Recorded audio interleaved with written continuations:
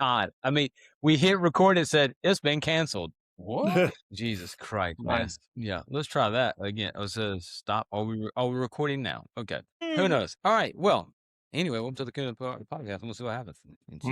So yeah, I think we're set. Welcome to the Kahuna Strength. Man, all right. You're Good. not affiliated with Rojo. Yeah. All right. So, hey, Ben. What's up, man? This is my buddy Adam Jones and Hey, what's local up? photographer. So, yeah, he'd been wanting to get on the podcast, man, and catch up and go over. God, don't start echoing that. Jesus. Doing? The podcast is just going to be Riverside Sucks, not sponsored by them ever. Oh, well, we'll see what happens. But yeah. So, let's see what's new. Hey, did you listen to that Andrew Huberman podcast with Andy something or another? Andy? I think that's what his name was. Of course, there's only one reason why I remember it. So Yeah, right. I think I listened to it on iTunes, even though I follow him on Spotify now. Let me find that podcast. I think his name was. Well, without knowing the name, I can tell you no. I haven't listened to Huberman for a couple weeks. Yeah. I just found a new book series and haven't had time. It was Neuroscience Language. Nope, wrong guy. Man, how many did he release? Jesus. Andy Galpin. That's who it was. The name sounds familiar, but it probably is not. Andy Galpin is a PhD executive director of the Human Performance Center at Parker University. Mhm. That's good. That podcast was short, man. It was like 45 minutes, but it was interesting because he talks about building strength, building muscle, building power, and then I think one was speed, endurance, stuff like that. So like he has all these ones. You can do both, but one that I thought was pretty interesting is he was talking about. He's like for power. He's like a lot of people are like, oh, he goes power is different. He goes that's your strength plus speed is power. He's like, so if you can build those, but it was cool when he's talking about building strength because I think we had talked before about some of the ladies who are like, oh, I don't want to get bulky, that type of thing. And one of the things he mentioned, he's like, you can build strength, especially now with all the stuff we know and get bigger. He's like, but also you can build strength without getting super big. He's like, you can just be strong. And that's how you're seeing all these some of the powerlifters who are lifting crazy weight. And you're like, that guy or girl does not look like they should be able to lift that freaking weight. Mm-hmm. And he's like, strength training. He's like, yeah. And Huberman's like, yeah. And the guy's like, yeah, you could do it every day. And he's like, you could literally train for strength every day. He's like, unless you push yourself, he goes, it's about recovery time, obviously. Yeah. And then muscle building, he was talking about, obviously it's a lot of volume to get, to build muscle mass. But one of them I found interesting is obviously we're always talking about being sore. I'm like, oh man, I was sore. So I'm like, oh, it's a good workout. And he's like, don't equate soreness to a good workout. It's like, especially because it's okay to be sore. He's like, and you can still work out if you're sore. He's like, but if you're having trouble sitting on the toilet because you hurt so bad, he's like, you've done something that's to your detriment. He's like, because now you're going to need to miss a training session. And they talked about like, because you probably feel it too. It's like, oh man, I want to miss a day at the gym. And you're like, did I lose something? I think Andrew Huberman asked him that. He goes, you don't lose anything. He goes, only thing you did is you missed an opportunity to train, which thus would get you, closer to your goals. I thought that's pretty interesting. So Very interesting, especially at this stage of the game for me, because probably for the last decade, I've been on lift one day and 2 full days of recovery. Once you get over 50 years old, that muscle needs that extra time to rebuild itself. And maybe I'm doing it wrong, but when I have a good workout, I'm usually sore the next day. And in fact, I usually have that DOM, late onset muscle soreness, that second day as well. Usually if I'm working out right and I'm hydrating and I'm eating the proper nutrients, that third day I'm ready to go again. But back in the day, if I did a whole body workout, I'd skip a day and then go back, 3 times a week. Or if I did split routine, upper body one day, lower body next day, cardio, that kind of thing. At this stage of the game, I'm like, lift, 2 days off, lift, 2 days off, lift, just because I don't feel like I'm doing anything productive if I'm in the gym and I'm sore. Yeah. So, well, I mean, recovery time is going to be key, but you also, I wonder if Ben would know more about sports science, about recovery time and protein and eating and stuff like that. So, but because Ben, you lift what? We talked with Jordan, you lift 4 or 5 days a week? 4 or 5, maybe. But my sessions are really short during the week. I usually take Monday off and then I'll work out Tuesday through Friday, but they're 20 minutes, maybe 30. Yeah. And I do like 10 to 20 minutes in the sauna, steam sauna. And then Sunday we have a big workout, but that's the only day that I get any kind of cardio in. We do it outside, and that's about an hour Yeah. with kettlebells and a lot of stairs and hills and stuff. That's that I consider that more cardio training because it's not. I mean, the weight that we're using isn't and the movements that we're doing are more kind of flexibility. I use it as flexibility. Other people use it as strength when they're there. Well, you are pretty intense on that too, right? I mean, you are like moving, like Oh yeah, it's constant movement. It's a strength move, or I use it kind of strength, kind of like I said, flexibility. But yeah, it's a movement, and then up the we've got a dam here, Hoover Dam, that we'll go up the steps, and it's I think 100, 150, 200 steps, and then back down, and then another movement, and then back at it. The other guys, and ladies that work out with us will carry weight vests when they're going up and coming down the steps. But at my weight, I talked with my doctor, and there's like your weight with adding 70 pounds to you is going to be more, it'll hurt your joint more yeah, than yeah. You just messed up your knees and joints. Yeah. God. And yeah. so, So I'm sorry, would you consider that high intensity interval training? Is that what you're doing on yeah, Sunday? it's pretty much it. Yeah. It, And Wes programs it all, our buddy Wes, and like he'll put a finisher at the end. So like after we go through, I think we're doing right now 6 or 8 movements, and then at the end we'll have like, man, I don't know how long the hill. There's a paved hill that they gate off, and we'll run up to the top and then down, and then do tire slams with a steel mace, and then we'll go do it again. We'll do that 4 times. But again, like with that, I don't always go all the way to the top of the hill, just because I mean it's tough to get me moving that far. right. So, I mean, short distance, I'll sprint all day long if you guys Yeah. want. But jogging up a hill is not my forte. I know what I can and Yeah. can't do. And again, and it goes back to like recovery time. If I'm running all the way up the hill and coming back down, doing that 4 times on top of what we just did with all the steps, my recovery time, again, I really need Monday off. Whereas Yeah. How sore are you going to be like the next? I mean, damn. right. Yeah, and then like, I don't want to have the DOMS and not be able to get after it Tuesday when my, strength training starts. Like Monday, I mean, even though I don't work out, I've got a band stretching routine, and a lot of just flexibility stuff in the basement, and then I'll do the sauna again. I do the sauna about every day. I'm not sure if that helps with my recovery or not, but I would imagine it does. I think it does, but I don't know the science behind it. Right. I know I just feel better after doing it. That's a Yeah. way to judge it. So yeah. Is that heat improves the circulation, you think, through your body? Yeah, it probably does. And I also take it's just a ton of supplements. Yeah. I mean, I'm 46. I mean, creatine, Yeah. I use NAC, I use creatine, I use biotin, I use collagen, a lot of protein powders. Mm-hmm. Yeah, and just staying up on the water is, as everybody knows, that's super important. But yeah, I think that it does. And then like my pre-workout with, with the first shake in the morning. But yeah, the sauna probably does help with circulation. It helps with, I know that, one of the humans I listened to, they were talking about how good it is for lymphatics, things like that. Yeah. I had a red light in it, but I think one of the cats broke it. But regardless, it's not working anymore. But red light therapy is supposed to be good at different wavelengths for circulation and for lymphatics.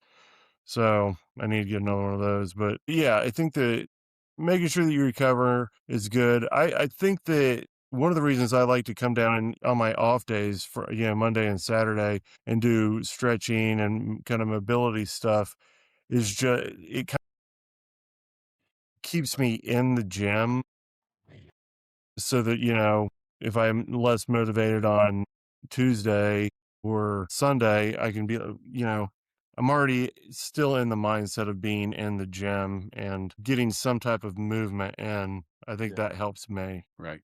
we were just talking about discipline and organization and how it helps Andrew and I, at least personally, to stay on a schedule or stay on a routine. It just makes everything just flow much smoother. Now, I was curious. Now, are you training right now specifically for strength or bodybuilding? Do you do pyramids? How do you block off your workout? So you go in like 6 to 8 weeks and change it up, or how do you do it? Yeah, right now it's kind of a maintenance, kind of in between of what I'm trying to decide to do. Right, I'm only using dumbbells right now, and like I said, 20 minutes, maybe 30 minutes. I do go 4 to 6 weeks each program, and I'm set to redo my program now. So like with my maintenance stuff, I just go as heavy as I can with the dumbbells. So I only have up to 50-pound dumbbells here. So everything I do is just usually the 50-pounders. Uh, and that's just to keep kind of size on me. My next program will probably be, I don't know, I may do like try to get bigger. It's just tough. Like with my limited time in there, it's tough to do my strength one or my size one because I do like my sets are, do 10 sets of my main lift, and then I want to have 4 accessory lifts just to keep everything balanced. So, I mean, in order for me to do that, I'd have to probably work out in the afternoons, which is not always something I'm able to do with, my kids running around. Right. So right now I'm trying to fine tune or come up with a fine tuned program where I can build a little bit more size and, do it on my schedule. So right now your focus is maintenance, trying to keep what you got, and then your next program you're going to go for hypertrophy. You're looking at Yeah, trying to I'll do a hypertrophy size. phase. Yeah, gotcha. And then do you Yeah. ever go to a power phase or just purely strength? Heavy weights, Yeah. low reps. Yeah. Yeah, I was doing well, in like my power phase is pretty similar to when I'm trying to get bigger. Mm-hmm. Just instead of like 10 sets, because I'll go like 10 down to 3 reps. With power, I'll just do heavier weight and I'll make more drastic jumps to get to my main lift. So it'll probably be like 5 to 1, 5 sets, getting it to where I want to.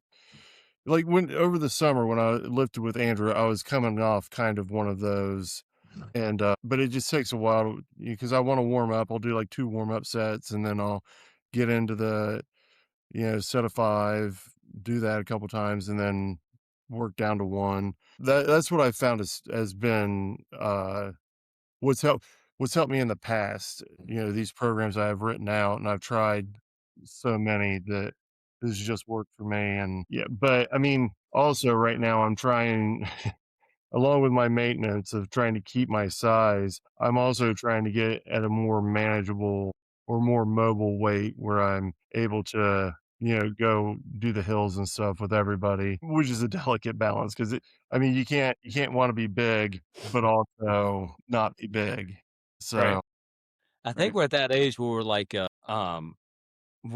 we're watching some of the celebrities like Dave Bautista and The Rock. Yeah, I We're was like, thinking about that. they're getting like, he lost all his weight. I'm like, I think they're like, I want to live longer. Yeah, exactly. So like The Rock, I'm like, looks super fit right now. And so does Dave Bautista. I'm like, looks super fit. And their knees are probably like, hey man, we could take a break on this for a while.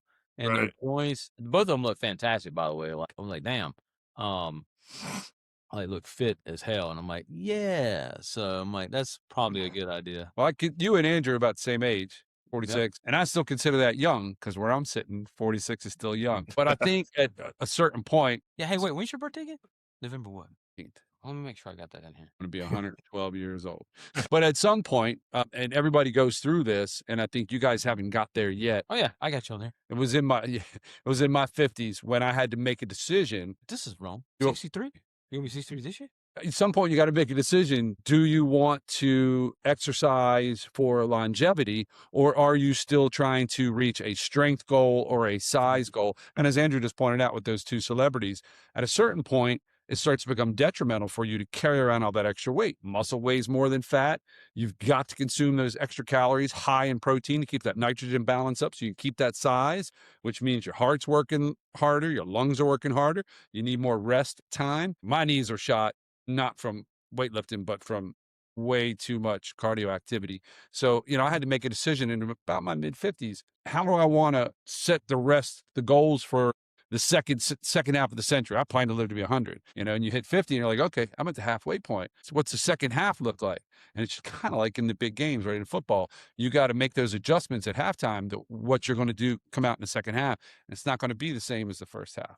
Right. Yeah. I can remember going to the gym when I was 25 and maybe doing one warm-up set and then going right to the heavy weights and grabbing heavy weights. There's no way I would do that now. So you have to decide, like, what do you want to be? You want to be big and strong, or do you want to be fit and healthy? Because maintaining all that weight and strength and size comes at a price. Yeah. I think I was having a little trouble. I'd suffered an injury, so I was inactive for a while, and I gained a bunch of weight. And then I knew I had to take the steps to lose that weight. And I had to make that decision at that point, because to lose the weight, I knew I was going to lose a little bit of muscle mass as well. And I said to myself, well, I'm going to be an old guy. I can be muscular with a gut, or I can just be lean all over. And so I went ahead and gravitated toward, let me work on being lean all over.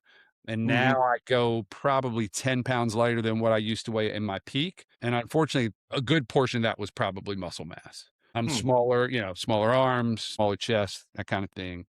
But do I feel good? Yeah, I feel good. I mean, I have aches and pains every day. The only time I feel good is when somebody says, hey, you don't look that old. Or run into somebody else my age and I go, man, that guy looks old. And they're like, oh, he's the same age as me. Yeah. Oh, I did get a 50-year-old discount today. Oh, there you go.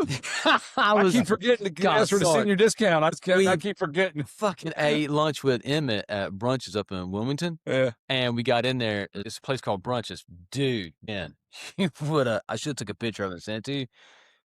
What I had, you would have been like, one, I wanted two of them because it was that good. You definitely would have wanted two of them. It's like chicken and waffles in a burrito, right?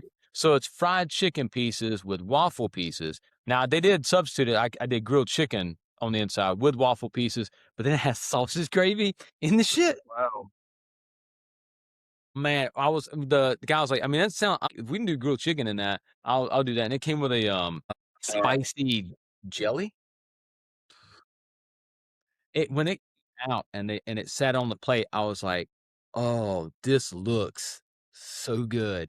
And we took a bite, and the first bite I told him, I think it also had did it also have egg in it? Oh, dude, phenomenal. Actually, you know what? I think I actually did take a picture of it, because I was like, I was trying to tell my chat thing. I was like, this is what I ate for lunch. You've been out to eat with him before, though, right? I'm like grilled tuna or whatever, and he gets like nachos, extra cheese, extra. I don't know, man. I haven't got any of that in a while. I've been eating a lot better since I started logging my food and shit. Yep. You keep a log, don't you, Ben? Yeah. Well, yeah. I kept a log for a long time, but then I just got tired of logging. I mean, it's the same thing. Amy and I were just talking about it today. It's like I've got to. He's like, I rely on Amy for all my food. My wife will program all my meals and stuff. I'm like, I've been doing this for 4 weeks, and I don't even enjoy eating, which is not. I mean, I'm. I weigh a lot, and if I don't enjoy eating, then I'll just get completely derailed. Yeah. Sometimes like, it's function, because you can only have so much chicken and rice, Yeah. And you're like, I just want something tasty. Some flavor, yeah. So personally, do you meal prep and stick to like a meal plan 6 days a week and have a cheat day, or how do you do it? No, I just mostly every day I'll eat the same thing. Unless we go out to eat, then I'll, try and pick a semi-healthy thing. But I mean, the cheap meal here and there. Yeah. Or we've got a pizza maker here at the house. And a lot of times if I'm like today, I came home and I was starving, and I was like, I won't be able to work out tomorrow if I don't eat something big. See, there you go. Yeah, so I made 2 pizzas, but on top of that, because I have so much shredded chicken that I made, Yeah. I'll throw, 6 ounces of shredded chicken on it and eat that. And I'm like, all right, well, I'll call, at least I can count my protein on that. Right.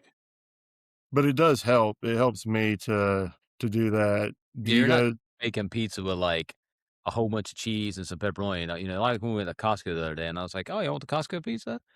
But Right. I want Yeah. a good thing with like my chat, basically, which has helped out tremendously because but then once I started doing it enough, like you do when you start food journaling, then you kind of like it just becomes routine. So I don't even have to I'm like, oh, this is cool. I'll eat this, or I know what to pick out of the restaurant like that.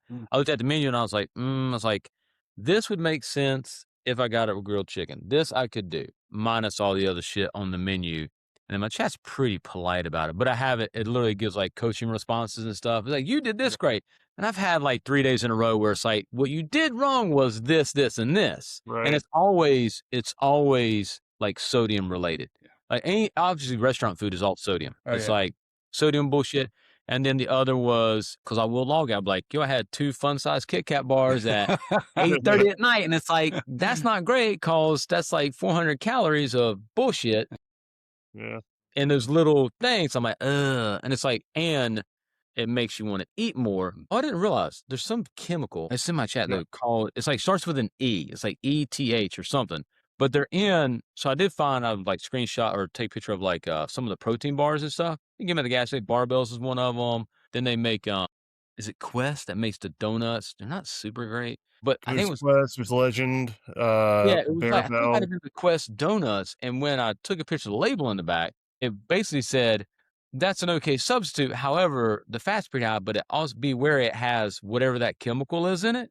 And it said that chemical is known to be a driver of hunger. Like it makes you crave more food. And I was like, the fuck? I was like, boy, they used to be putting that shit in our food so we just get more hungry. I was like, that's some bullshit. Yeah, I'll throw those, like protein bars, or I'll throw. Amy had, I think, Bell. She had Quest, I think Legend, and she got me a bunch of them because if if I just eat my chicken and eggs in the morning, because I don't eat until 10, and then I'm done by like 6 or 7. If I don't have something that feels like, big carb or something, then it's like I didn't eat. So if I have a day like that, then I'll eat 1 or 2 of those and, just go nuts with it. But it's only because I want that feeling of fullness. To be clear, he's like eating different. You're eating, like he's eating, he's a 6'4" dude, So I'm sorry, when I'm describing what I'm eating too, but the reason I'm logging my shit is I'm trying to get my weight down to like right now I'm 197 steady, which is down from like 212, which a lot of that dropped right off from just water weight, like just cut out restaurant shit. And it's like, hey, look, you don't weigh as much now. Fat fuck, you lost some water weight. And then trying to get it down. And so my whatever your basal metabolic rate right now it's around 197. Like I'm good at that. Even when we went to Disney and I ate, all they offer there, by the way, is bullshit. Sugar. It's just fucking carnival food the whole time. At least you're paying a bunch for it, man. Yeah. And at least you only offset it because you walk so fucking much. Right. Like, man. So that helped. But like, I didn't worry about food there. I was like, I'm not logging shit for the week. I mean, whatever, because I just not. But then even your brain still doesn't want to now eat some bullshit. But yeah, so I'm there. So that's why I'm logging differently. So what he's talking about, he eats like a normal human being who's like, it's just because I want to get to like 190 and be about steady Freddy right there. So, well, the secret in restaurants, why the restaurant food is so yummy. They take every recipe that you make at home and they double the salt, double the sugar, and double the fat. Yeah. And it tastes so delicious, but not good for you. My house, I cover that shit. So when I do steak, oh, they asked me, they were like, how do you make this so good? I was like, what's at a restaurant, man? You cover that in salt and black pepper, and it's phenomenal. It was like, just flush it out with water. You got to drink a lot of water with it. So now, do you keep track of your macros, or you just keep track of just protein, or how do you do it? I try to keep track of my macros more than anything. I do like a 40. I try to get 40% protein, 40% carbs, and then 20% fat. I keep my calories between 2,700 and 3,000. In doing that, I've dropped. I'm probably down 10 pounds, but it's tough to have the energy because I get up at 4:30 to work out. If I cut it too much, then it's just like, oh man, I don't really want to get down there and do it. So I'm kind of wrestling with, my weight's good. I don't care that I weigh, 270 pounds. As I'm moving toward a new program, I know that if, I'm going for strength or going for heavier weights or something, my appetite's going to increase. I'm going to start eating more. I need like 3,500 calories, and doing that cleanly and cleanly and to have the energy to do it is just difficult to do for me. Right. I think it's probably a challenge for most folks, especially your size. You're 6'4", 270. I was 6'3", 6'4", yeah, 270. You're a big guy. Don't let Jackson measure you because he'll say you're shorter than you are. Right, yeah. Yeah, no, and I was, between 280, 285 a while ago. I had my appendix, I got appendicitis and Oh, went to the hospital, and they're like, oh, this has to come out yesterday. And, whoa. yeah, so I took a week off, but, I lost probably 8 pounds that week, and then just got back after it. And, now I'm steady at, 266, 270. But I don't want to, I'm not to the point where losing size is something I can accept, I guess. Yeah, no, not yet. If I was Yeah. 46, I was still bench pressing trucks and Yeah. Yeah. leaping tall buildings in a single bound. Sure. Yeah. Enjoy it as much as you can. And be smart. If you warm up and you cool down and you stay flexible, you can do it a lot longer. Yeah. I used to love to watch the World's Strongest Man contest. Back in the 70s and 80s, those guys were nuts. Ken Patera and those guys, just beasts, right? But none of them really lived a long time. Most of those real big guys don't make it. If they make it to 70, it's a big deal. And then we, up in the Baltimore, D.C. area, we had a small Korean man named Jun Ri, and he taught Taekwondo. And he was maybe 100 pounds soaking wring wet, and he did push-ups and chin-ups every day. Last I heard, he was alive in his 90s. And so, Wow. again, once you get to that second half, you're looking at things like, what are your goals? And I would love to still be carrying around the muscle mass I had and the strength. But I just don't know at this stage of the game. It would take a lot of sacrifice. It would take a lot of watching the calories, being dedicated to the workout. And of course, we didn't talk about sleep, which is when your body heals. Because when I was a fitness trainer in the 90s, and I used to have a little thing I used to call the triangle of wellness. Triangle is one of the strongest geometric shapes in the universe. You can't knock it over. The pyramid's been around forever, right? And what is the triangle of wellness? It's you got to eat good food, you got to exercise smart, and you got to get good sleep. If you take any one of those out of the triangle collapses. So you can eat good food and you can lift like a monster. If you're not getting, adequate sleep at night, rest, recovery, and healing, you're not going to grow. Same thing, if you're sleeping good and eating good, you're not in the gym, you're not going to grow. Lifting good, sleeping good, eating McDonald's, you're not going to be healthy, right? This guy's going to go to bed in like 10 minutes. Yeah, you get up at 4:30 to work out. Yeah.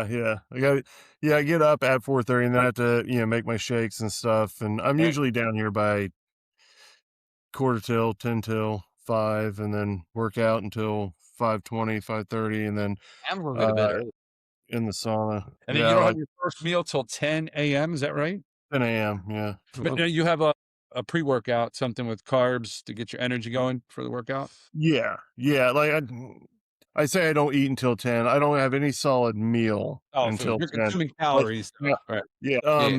So like my pre-workout and all that, it's 0 calories, and the NAC and creatine, no calories.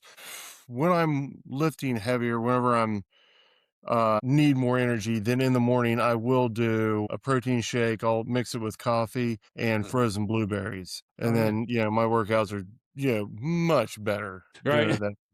Right. Yeah, because you got the energy, and that's good stuff. If on Sundays, if I'm dragging a little bit, I definitely do the coffee and blueberries and protein. I work out with another guy who's just a monster, sometimes on Saturdays. And, I always make sure I'm up at 6, and I get all that fuel in, and then by 8 o'clock, I'm ready to rock and roll. But And yeah, did you say your last meal of the day is 6 in the evening? yeah, usually around 6. And then you don't consume any more calories after that? When he No. goes to bed, well, then, like, usually you go to bed at, like, what, 8:30 or so? Oh yeah, everything's usually off by 8:30. I try to be in bed at 9, and then just get up and do it all over again. Right. Yeah. On the weekends sometimes I'll stay up later. If Amy and I are watching something, I do stay up later, and occasionally I'll snack and stuff. But I try to get the majority of my meal, all my calories in that small window, because it's part of the routine, like you mentioned earlier. If I'm like, I'll eat later, I'm not too hungry right now, I'll just get something later. Then I'm sitting around, it's 8 o'clock, I'm like, oh, I'm starving. And I go up, and if I make a pizza or something at 8 o'clock, it's not great to go to bed on that. No. I think the cool kids call it locked in. And once you're Yeah. locked into your metabolic rate you're used to consuming calories and burning calories. And then if you get off of that, your metabolic rate goes up or down, and you're either like sitting with food in your gut or you're constantly hungry. So again, you get back to sticking with that routine. It kind of helps make everything go smoother for you. Oh yeah. Yeah, I agree. Yeah, and like Wes and those guys, have you ever done the cold plunge or any of those? Have you done a cold plunge? I have not, that but I'm shit. curious. I mean, I'm going to go jump in the ocean here in about 2 weeks, and it'll be cold. Yeah. Our buddy Wes is in his 50s, and a few years ago, he's like, yeah, I'm going to start, and he's been working out for a long time. He's an Ironman competitor, athlete. He's a Oh, yeah, he's a Wes, I healthy forgot you guy. did that. Yeah. No, Wes is, Yeah, yeah, he's that's a fit dude. he's dialed in, and he's like, yeah, I got a steam sauna and a cold plunge. I'm just going to start doing it every single day. He's doing this, and I'm not completely sold on the cold plunges, especially like directly after a workout, just because of the vasoconstriction. You're not, Right. in my mind, you're slowing down the blood flow and the nutrient flow to aid in recovery. But Right. if you look at West, you're just like, if you look at him from 5 years ago and you look at him now, it's like, well, something is clearly working with this. I can't explain it, but yeah, he loves it. And I know other guys that throw cold plunge in there, and but they'll do it at different times, or they'll alternate it with their sauna before a workout. And there's like, yeah, Okay. it's game changing. But I'm not too big on cold stuff, so I would assume that the cold plunge would fight inflammation, right? So yeah. like when you're in the sauna, you're increasing all that circulation, that heat, your core temperature is going up. So your circulation is improving, going to all the extremities of your body. And then you cold plunge, everything, like you said, constricts or contracts. Like you said, I don't know if that would be great right after a workout because of the vasodilation, but for overall inflammation, which I have a lot of, and chronic muscle pain, I imagine that cold plunge would be pretty beneficial. Oh I know when I yeah, take that first dive in the ocean, I'm cold from head to toe, but it right. does feel good. And when I get out, like for a couple minutes, like I don't have any aches and pains. So your friend Wes might be onto something there. Yeah, I'm sure he is. Yeah, he's doing it. And I mean, he's able to run up the hill and down the hill and Right. all that stuff without any complaints. But I outweigh him by nearly 100 pounds, and Yeah. I always go back to my weight. Anytime anybody's like, "Oh, go just do this," I'm like, "Oh, well, I weigh this much weight. I'm not sure I should do that. Let me Right. talk to my doctors." Right. Now, you've been an athlete pretty much for how long now have you been an athlete? Well, I've been lifting weights Yeah. since I was probably 12. Okay. Well, I Damn, for consider real? that athletics.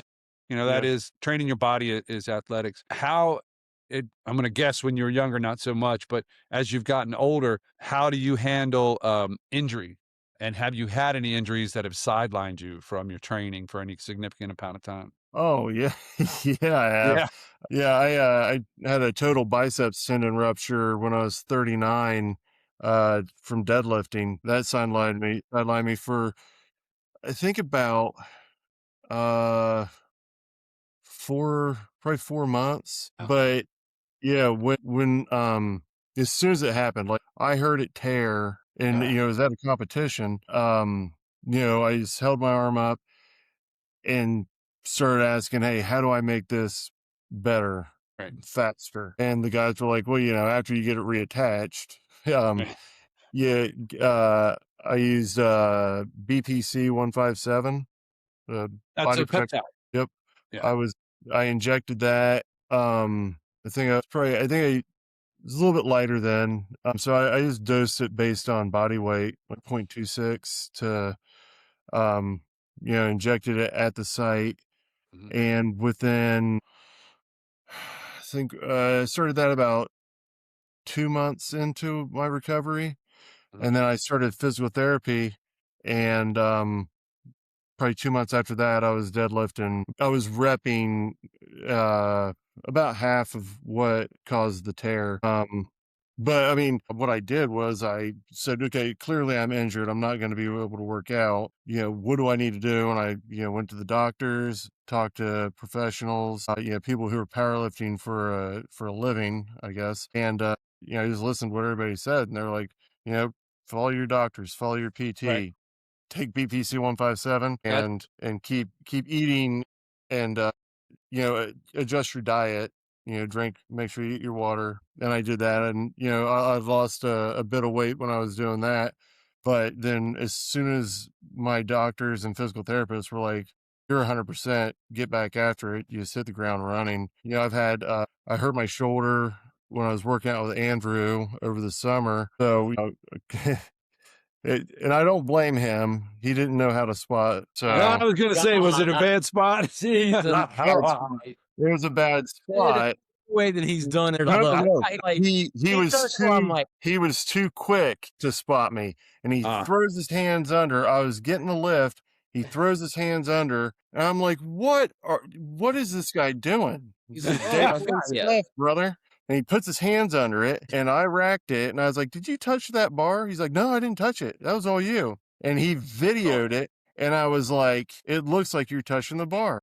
For the record, how much can you do like this of 400 and how Yeah. much you lifting? 415 pounds or something insane. Palms are open. And I'm like leaned Yeah, over, no, like, what are you was- going to do, right? But the best part is, the good news is, from doing that, he had to do it again. So he lifted that weight again. Right. And he got and it. But he didn't record it, so that didn't even count. So Yeah, well, it didn't need. I don't. twice. And so after Andrew busted your shoulder, what did you do?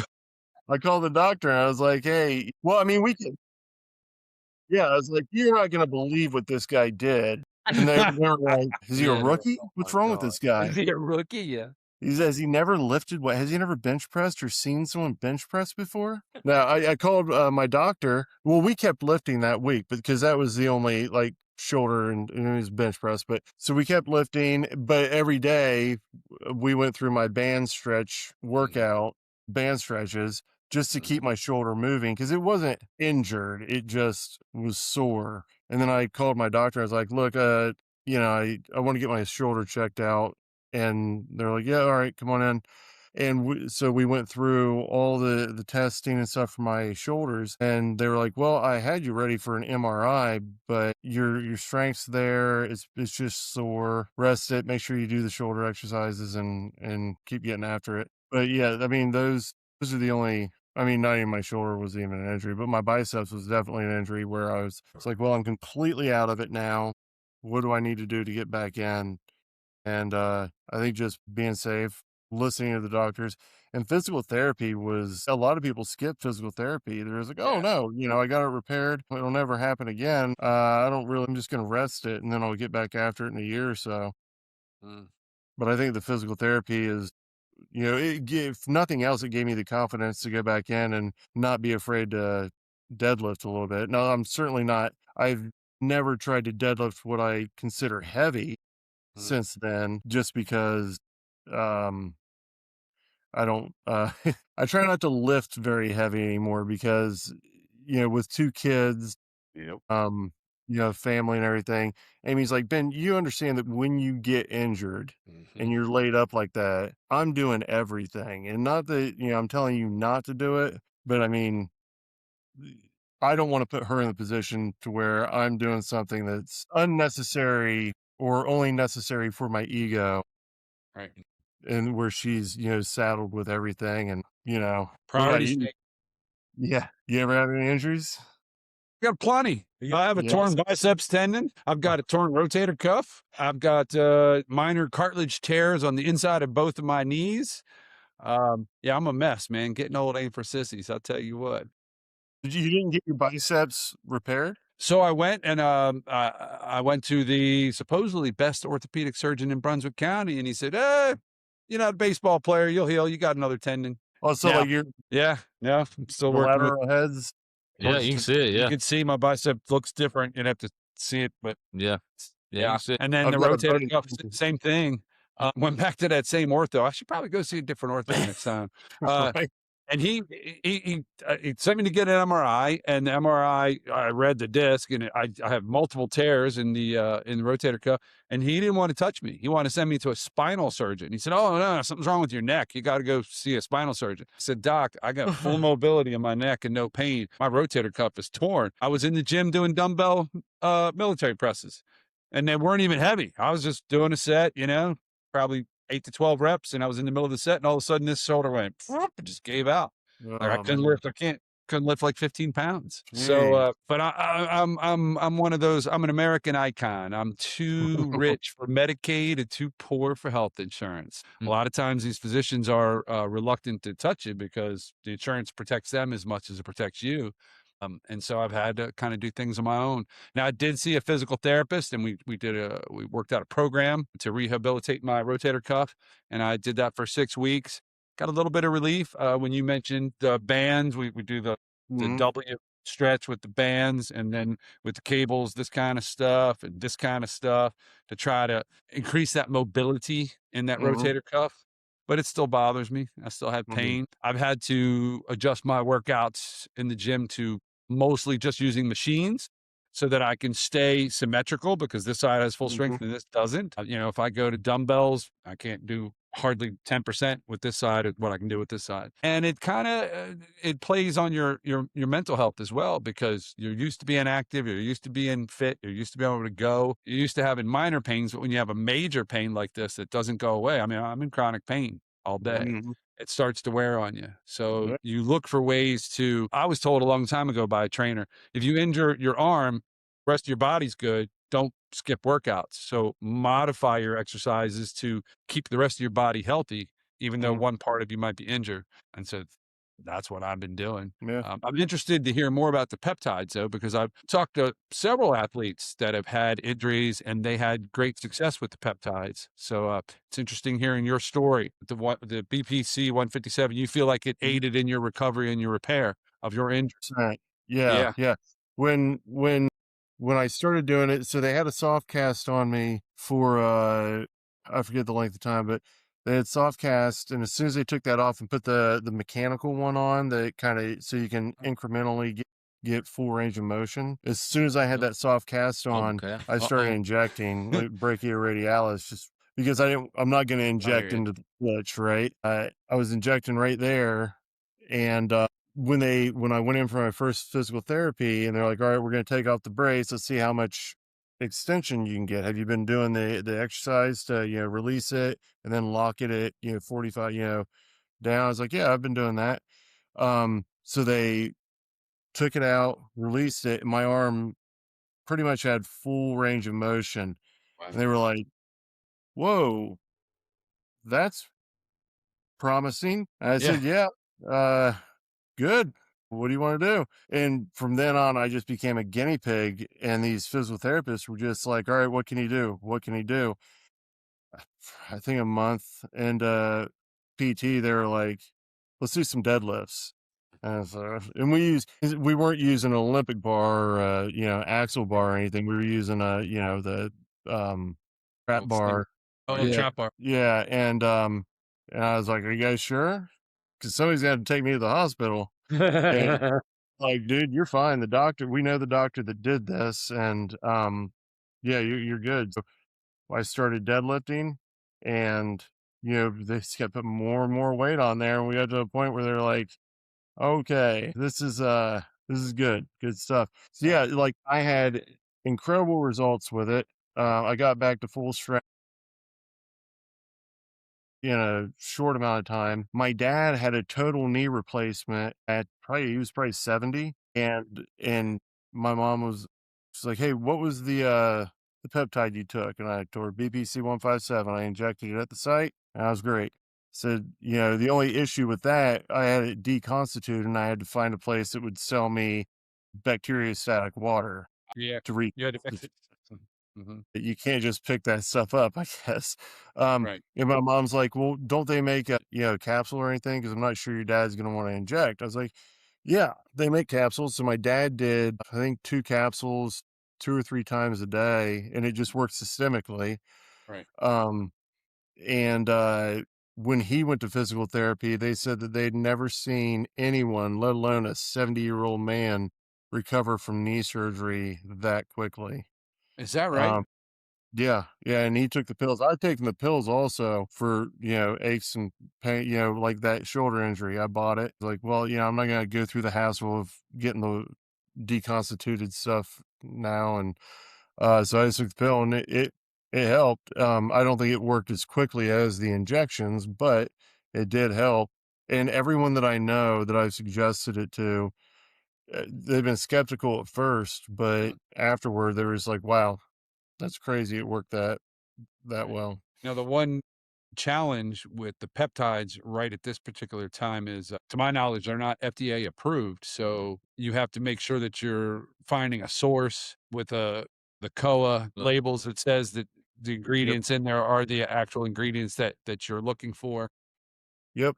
I forget where I got the injectable. I forget the lab I got that from, but there's a lab out of the UK that have everything. They're like, "These are our lab results. This is everything." And so I ordered it from them. They had just, it was just all out there. I mean, granted, it's online. It could be a lie, but I mean, it looked like official paperwork, and And is there a different name for BP 157? Like, what is Sermorelin? No, that's Sermorelin? exact. Yeah, Sermorelin. Yeah, that's a different. I'm under growth hormone peptides. So yeah, sorry. No, yeah, that's. All right, No, let's you want take that BP? Uh, So you and your dad, you took the injectables and your dad took the oral, and it was the same company, same brand. I'm pretty sure it was the same company. Yeah, Yeah. because I think I still had the site saved, and I just sent it to my mom, and they got it done. I don't think it's the same company that I went with for the other, for my most recent pill, but I'll find it and send it to you guys. See if I have it. Yeah, here you go. Andrew, I'll send this to you. Yeah. It's Healthletic. Yeah. Okay. I'm kind of a research nerd, and the peptides look very promising. Hopefully, they're going to be able to do more research and more peer-reviewed studies, and can bring some of this stuff into the public safely here in the next couple of years, because a lot of it seems very promising. And once again, it seems like the athletes and the people that are into health and fitness are kind of the test subjects. They're willing to take the risks and try some of this stuff out to see like what works and what doesn't. But all the feedback I'm getting on the peptides, not only the BPC 157, but some of the other peptides that Andrew mentioned, and I guess the popular weight loss drugs now that a lot of folks are doing for obesity is a form of peptide as well. So it looks very promising. Yeah, I agree. And, since I started, I started working out pretty young. So as soon as things like protein powders, I found out about those, every meal I had, I had a protein shake with. Before that, I was doing like the instant breakfast. My mom was just like, "Drink this also. You need the calories. It's got some extra protein in it. Drink that along with it." And then creatine came out, and I was like, "This sounds great. Let's do that." And look at all the studies they're doing with that now. Whereas when I was in high school and we were using creatine, some of the parents were just like, "Oh, well, that's steroids. That's bad. My kid's not doing it." Right. And so I think the peptides will come along Yeah. like creatine and everything else has. As far Hopefully, as I know, creatine's the most studied supplement in the modern era. They've done nothing but studies on it for the last 30 years. And every study and every peer-reviewed research shows that it is completely safe. hmm You don't get jacked. I mean, I've done creatine. Matter of fact, I just cycled off some creatine. You do seem to hold a little bit more water weight. The muscle seems to be a little more fuller. When I was a young guy and started doing creatine, we're talking about the 90s, I did notice an increase in strength. Of course, I was lifting heavier and harder at that time. And with Recovery as Yeah, well. and your recovery with it, because doesn't I think that creatine works in like the Krebs cycle, doesn't it? Where, at the end of that cellular cycle, you've got that one hydrogen that kicks off, and before it can go anywhere, it needs another. In the creatine, as I understand it, just provides that to it so it can get back Okay. for cellular respiration and getting that going. Whereas if you just have all those little hydrogens laying around, if I'm remembering correctly from one of the classes I've taken, that is basically whenever people are like, oh, the lactic acid, it's built up and it's basically all those little hydrogen atoms, molecules floating around that have nowhere to go. They need to, and the creatine provides that, which would make sense why kind of holding more water because an H plus is water. Right. But it also gives you that energy, and your recovery time is so much better. I mean, if my boys are working out, they're using creatine, and my wife uses creatine, I use creatine, and the neurological benefits with creatine that they've found now. Just going to mention that as well. Yeah. Yeah. It, Yeah. it's Yeah, they've been doing studies apparently for as long as I've known. It's been about 30 years now. The daily dose for muscle growth, strength, and recovery is about 5 grams. I believe it's like a teaspoon a day. They used to tell you how to do a loading phase. They wanted you 5 grams 5 times a day for the first week. Of course, that would make many trips to the bathroom. They kind of Right. found out since then you don't really need to do the loading phase. Your body is going to take a certain amount of time to soak up all that creatine. And to my knowledge, your muscles want that creatine. So when you ingest the 5 grams, your muscles slurp it up real quick. But once you get into the 10 grams or double dose, and there's leftover creatine in your system, the way I just read it, I just read a paper not too long ago, it does cross the blood-brain barrier now and is supposedly helping with cognitive function. So now all of a sudden senior citizens are starting to become interested in creatine as well. Yeah. Of which Yeah, I'm going they to be said, sooner or later. But didn't they say like up to 30 grams a day is that would right? be, that's what I've heard. Damn. I have to split mine up because I'll get kidney stones. And talking with my doctors, they're like, yeah, it's probably because you're loading, all these powders. Split your shakes up during the day. Don't do all your powders in the morning. And so I started splitting it up. So I think I get about 15 or 16 grams of creatine a day. And I'll just do it in 2 separate shakes, and it hasn't affected my kidneys yet. But yeah, I think it's great stuff. There was some concern early on because physicians and doctors, of course, I have some friends that are doctors and they're great people. Most of us wouldn't be alive if it wasn't for medical science. But one Right. thing a lot of doctors don't study is they don't usually study nutrition. They maybe have 1 semester of nutrition in their 12 years of medical school or whatever, and they're not really keyed in on strength training and or supplementation. So early on, there was a concern that the creatine was going to increase your creatinine levels, which is a waste product made by your kidneys. And that's why they were suggesting you got to stay hydrated, drink a whole lot of water. Now that they've done 3 decades worth of studies, I think they've debunked that. If you're a healthy person and you have normal kidney function and you're hydrating properly, 10 grams or even 15 grams of creatine a day shouldn't have any adverse effects. Of course, there's always outliers. There's always going to be that one person. We had that thing a couple of years ago with vaccinations, and 98% of the world was vaccinated, but 2% had really horrible adverse reactions. And then, of course, that caused the panics. Again, people need to pay attention to their bodies and work with their doctors on what's right for them. But to my knowledge, 10 grams of creatine for a healthy person that's physically active is completely safe. Yeah. Yeah, I agree. Yeah, and I like that, like with my doctors, because usually, you go to a doctor, you're in your mid to late 40s, weighing, 280 pounds. I was expecting to get this, huge, talking to about, the benefits of weight loss and calorie restriction. And my doctor was a sports medicine physician, and there was like, yeah, no, you're healthy. You're fine. I was like, you sure you don't want to say anything about my weight? And they're like, yeah, no, you're fine. And then like I went to a chiropractor after that. They're like, your neck circumference, you may want to lose some weight because increased neck circumference has been linked to increased morbidity. And I was like, slow down, dude. I already talked to my doctor. Yeah, Yeah, chiropractors. right. Yeah. Yeah, I'm the bastard. Yeah. I was like, yeah, I mean, can you make me feel better? I'll keep coming back. I don't need to hear Right. about and stuff. Talk to the other doctors that I go to, and Yeah. Well, you go to the general practitioner and they go, well, your BMI is 26 as you're morbidly obese. You're like, are you guys still using the BMI? It's the most Right. inaccurate Right. measure of health and fitness on the planet. You're still using that. It's the most inaccurate thing. It's so misleading, and Yeah. people still throw that out. I had to have, when we lived in Chicago, we got a note from our insurance that said, due to your BMI, your husband, Amy, got the note, and they're like, your husband's cost is higher. Right. We're like, what? And back then I was probably like 250. Yeah. And so I called the doctor, and he's like, yeah, come on in.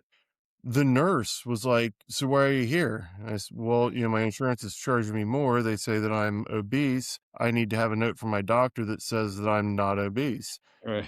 He put me on the scale, shoes on and everything. I was like, let me take off my shoes.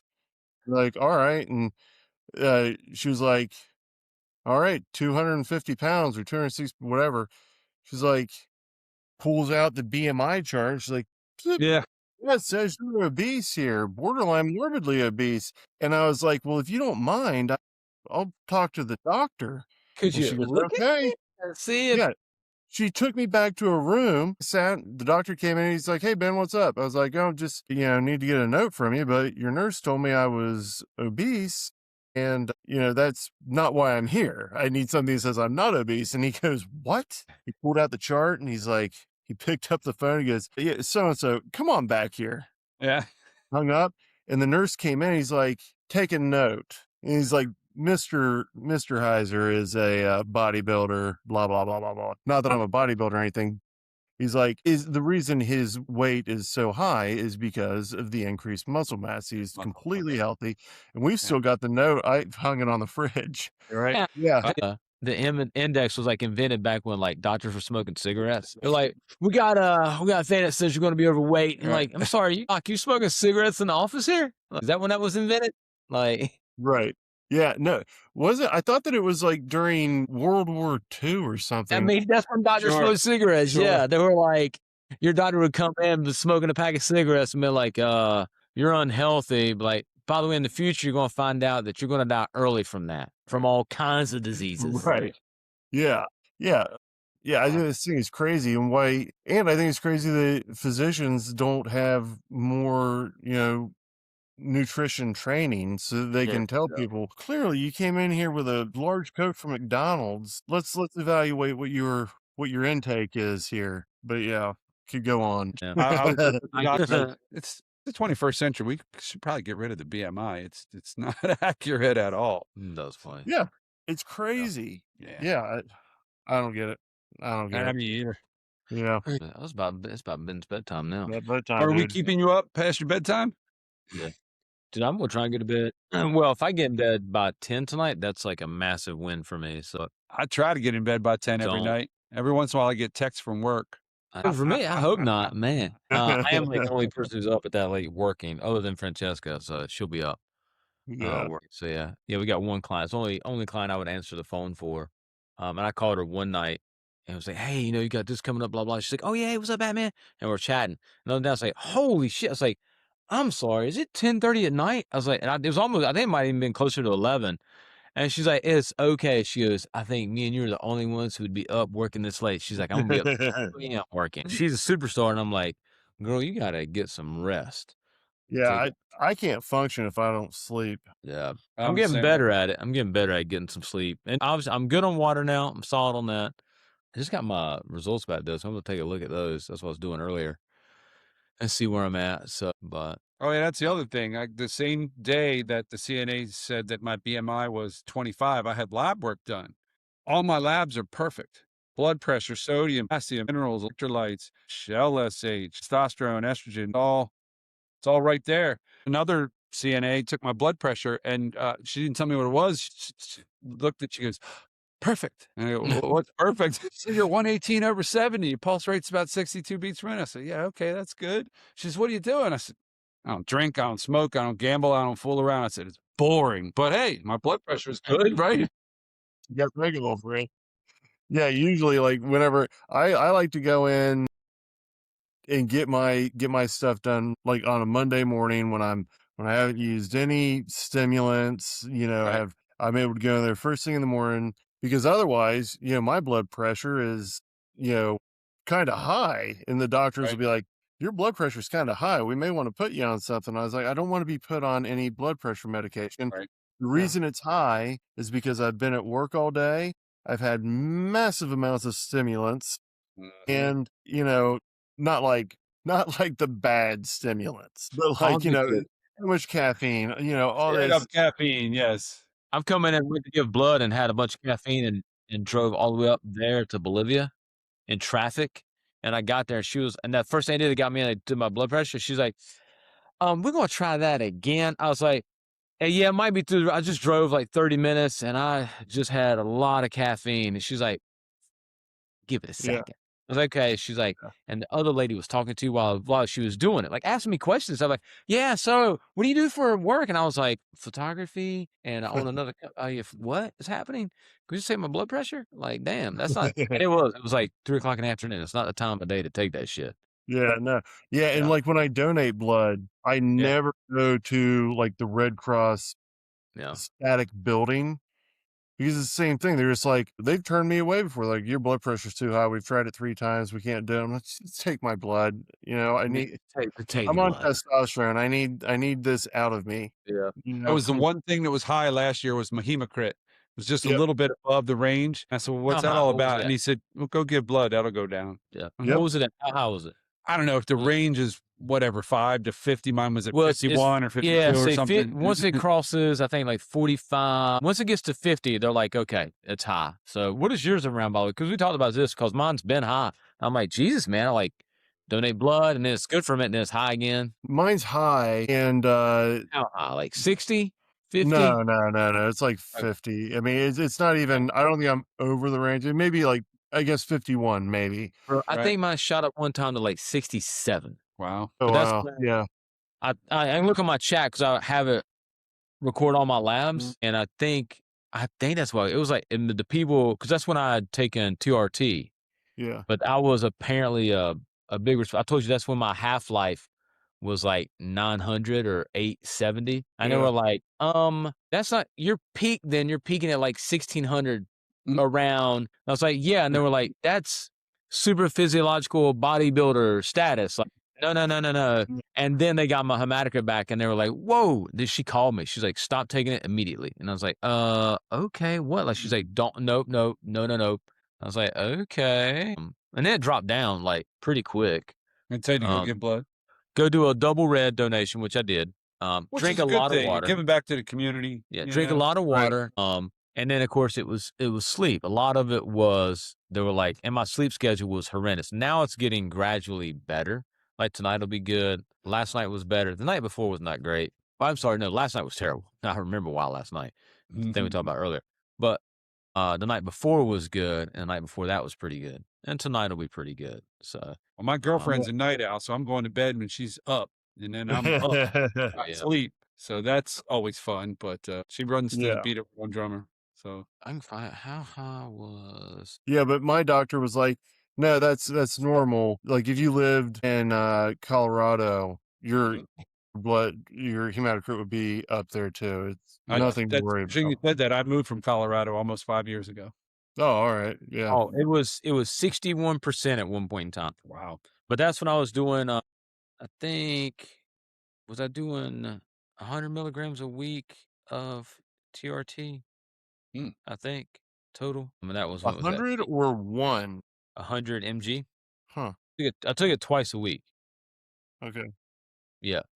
So yeah, it was like a good size amount, but yeah. Yeah. I mean, Sarah was happy. So I was, yeah, your libido goes through the friggin' roof. And then, and I had some size on it, but I feel better now, right now, like, but mainly because I've lost weight. So I've lost weight, and which is all from, and I work out. Now, back then, my workouts weren't as consistent because I really was trying to figure out how to get time for it. So it could be twice a week. It could be 4 times a week. Recovery is perfectly fine. I was like, I don't know, I'm ever sore. Could go for whatever I want. But now I've been working out more consistent, minimum 4 days a week, sometimes 5. And they're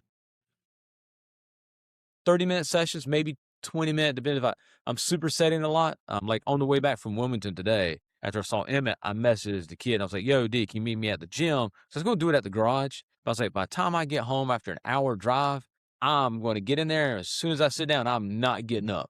Like, I'm like, nope. So I was like, meet me at Planet Fitness and just bring me some clothes. She's like, all right. I was like, I'll do a workout. But I did. Luckily, apparently Tuesday at like 3:00 is the time to go to the gym at Planet Fitness.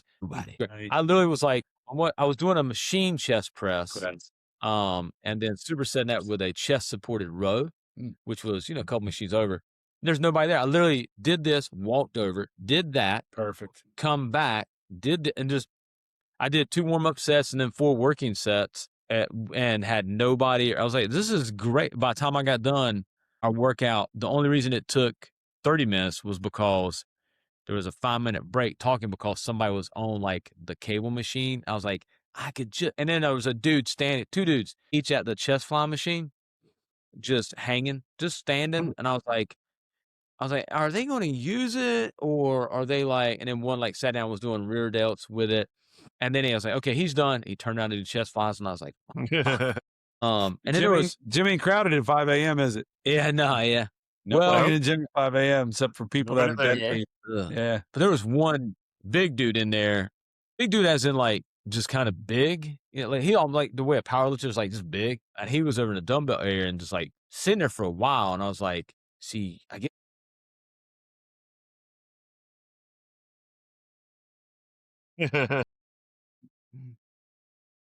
Yeah. Yep. No one's ever there. Right? It's just yours, yeah. The one in our garage gym, I want to get an attachment for a row so I can do a close grip row. Even though I use the little total gym thing, works great for it, especially put bands on it. Oh yeah.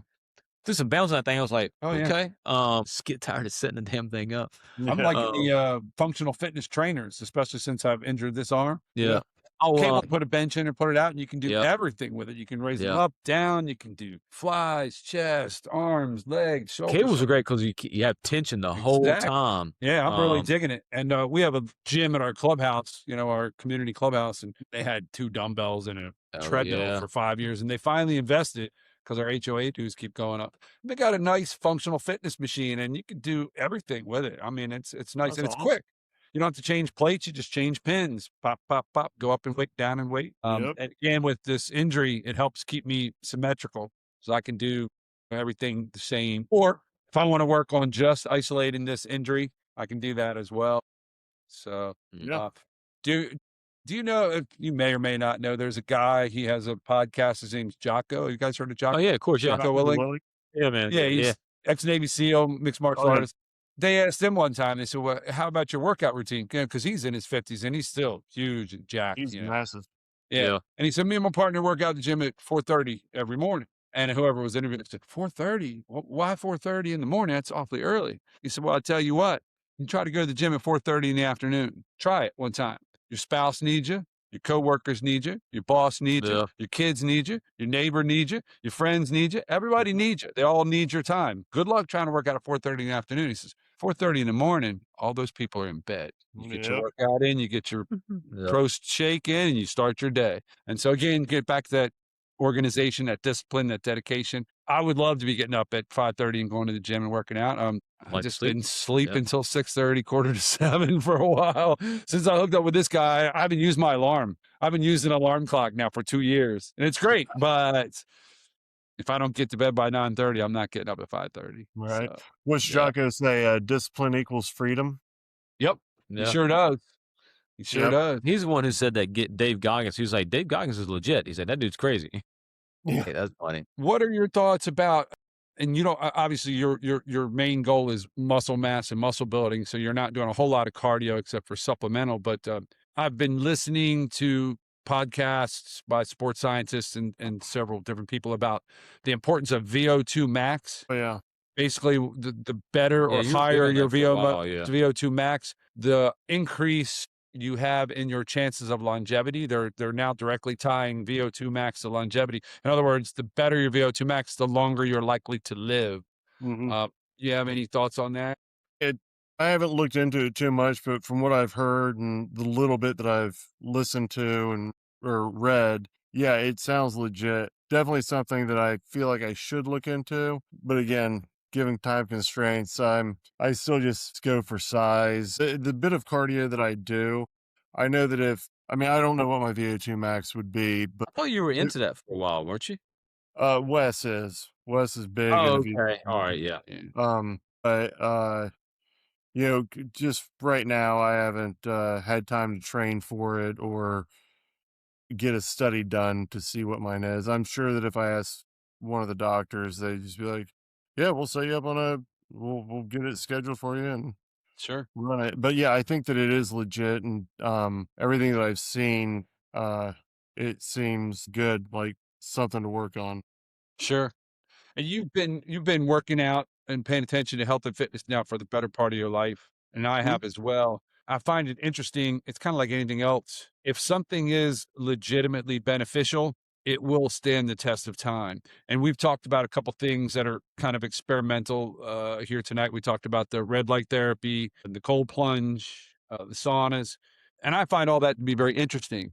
But when you get back to sports science or exercise science, some of the things just don't ever change. If you've got good oxygen levels and you're eating good food and you're hydrating and you're burning calories faster than you're gaining them, and if you're doing resistance training, everything else is going to improve. And so that stuff is just irrefutable. I'm interested because you said red light therapy. I'm interested if you stick with it, just in the future, I'd like to hear more about like what you think it benefits and what you're getting out of it. Yeah, I'll let you know. I'm sure we'll be down to the beach sometime this summer. Hopefully by then I've replaced my light and be able to report back. So red light therapy is just a certain spectrum of light, right? Yeah. So theoretically, go out and get 15, 20 minutes of good sun every day. We're going to get some red light therapy organically. Yeah, and I'll look for I heard about the red light in relation to lymphatics on Huberman and started paying more attention to that then. I think that's in one of his old podcasts, isn't it?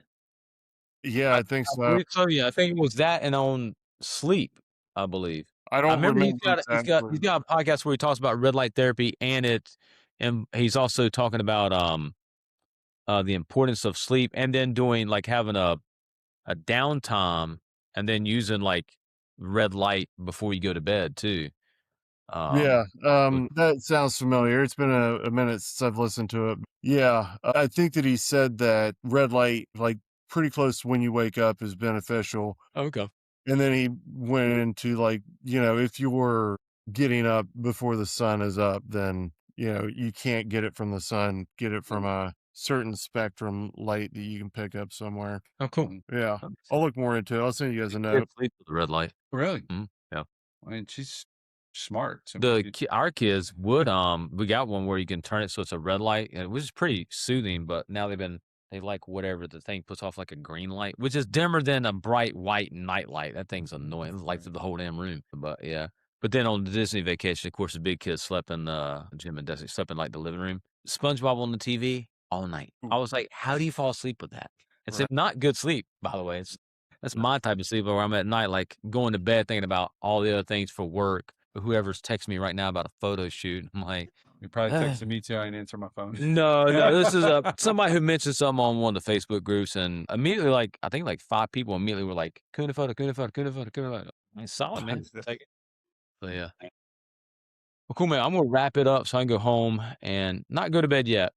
Finish this and then go to bed. So yeah. Right on. I'm going to go to bed. Yeah, man. Me too. Yeah. Well, it's great to talk to you, man. We can do this again. Yeah, absolutely. Thanks, bro. Absolutely. Appreciate it, man. It's my pleasure. All right, homie. I'll talk to you soon. Strength. All right, bro.